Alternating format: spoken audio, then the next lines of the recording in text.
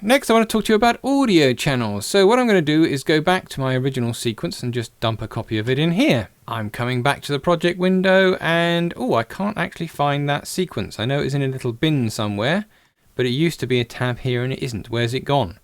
Well, now you've got these little chevrons on the edge which let you see all the missing tabs that you've got in that window. So in particular I know it was in this bin and I can pop to that. Of course I can pop to any of the other windows that I can't see, like the information window. And I'm going to play that back, and you'll notice for a start, this audio here, for this particular clip, if I expand it, you'll notice it's all over one side. So when you play that back, you're getting everything over one side, very little over the other. Now again, the traditional way for me to sort that out would be go to the list of effects and find an effect called fill left. I'd normally type in fill left, the left hand side I've got the sound on, and if you take fill left and throw it on there, it fills both channels. Of course you can throw it on all the clips at once, which is a good way of sorting that out. But there's a new way of sorting that out to do with changing the audio channels on a clip.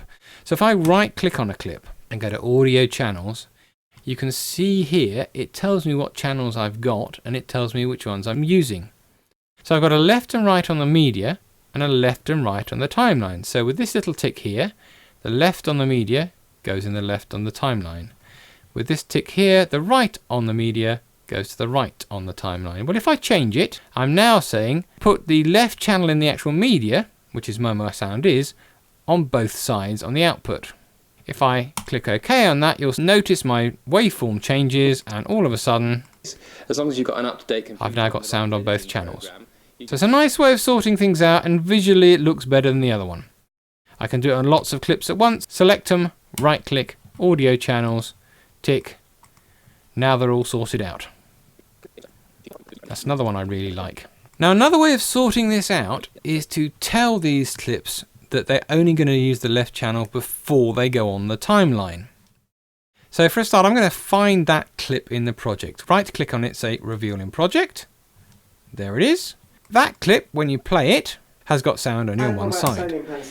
If I right click on the clip and go to modify and audio channels, I can change it in here and tell it what channels actually should be used. So for a start, I'm only going to use one channel. So I'm going to say the actual channel format is mono. If it's mono, that means there's only one channel in it. If there's only one channel, which is it, the left or the right? I want to choose to just use the left. So now I'm going to click on OK. And it says it's on the timeline already, but if you use it again, when you use it again, it will have changed. Couldn't do that before. It used to be completely stuck. You could set the channels before in old versions of Premiere, but if you'd already done it and then used the clip, you could never change it afterwards. Now you can change it afterwards, which I like. Now having done that, you can look at the clip, choose a bit, throw it on the timeline, and you basically get one audio channel, which then spreads out over both of the output channels. Again, I like the fact you can change this after the event, and I've used that an awful lot.